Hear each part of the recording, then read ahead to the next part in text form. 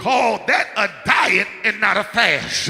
A fast is more than just I ain't ate all day, because you cannot eat and still be as evil as a snake. You cannot eat and still be in sin.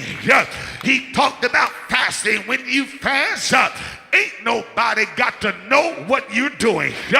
But the Pharisees, they walked around, and when they fasted, they also neglected their hygiene. They said, we're not going to wash up, and we're not going to wash our face, because we want people to know that we are disciplining ourselves from eating on the day. And they walked around with long faces. They were short with people in response. And Jesus said, that ain't how you fast. When you fast, you're supposed to keep yourself up. When you fast, wash yourself. When you fast, put your right clothes on. Don't nobody gotta know that you ain't ate.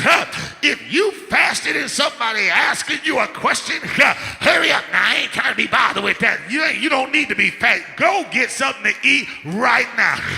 As a matter of fact, here's a mint or a peppermint. You sure need that. But when you fast, it's between you and it's between God. And when you fast, you are saying to God that I am pushing my plate back, and I am bringing my Bible near. I am pushing my plate back, and I am calling on your name.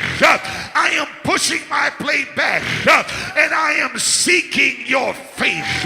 Is there anybody that when you fast, ain't nobody got to know about it? You ain't got to publicize it.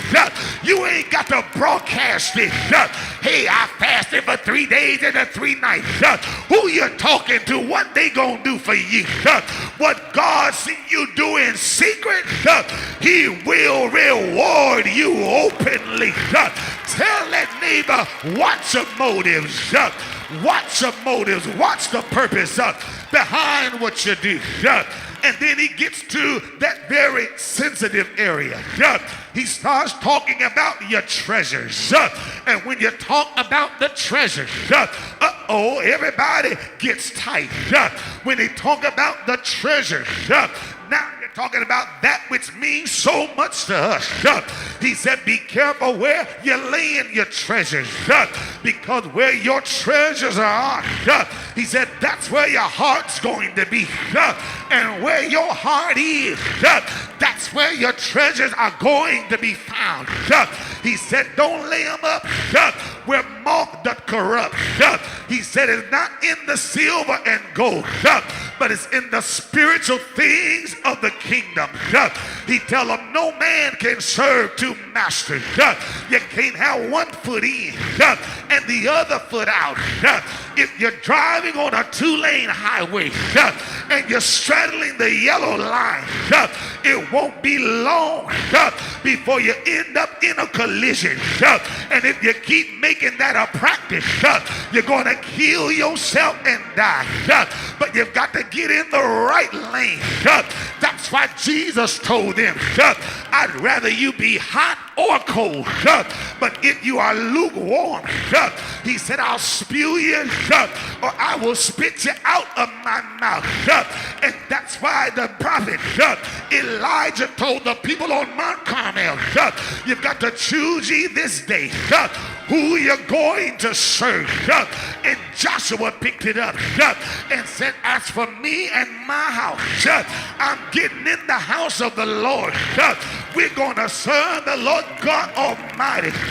Is there anybody that will stop straddling the fence? Is there anybody that's going to stop straddling the fence in 2013? I dare you to encourage that neighbor and tell that neighbor to make up your mind. You've got to decide who you are. You've got to decide where you're going. You've got to decide whose side you're on. Is there anybody that's on the Lord's side? Is there anybody that's praising God?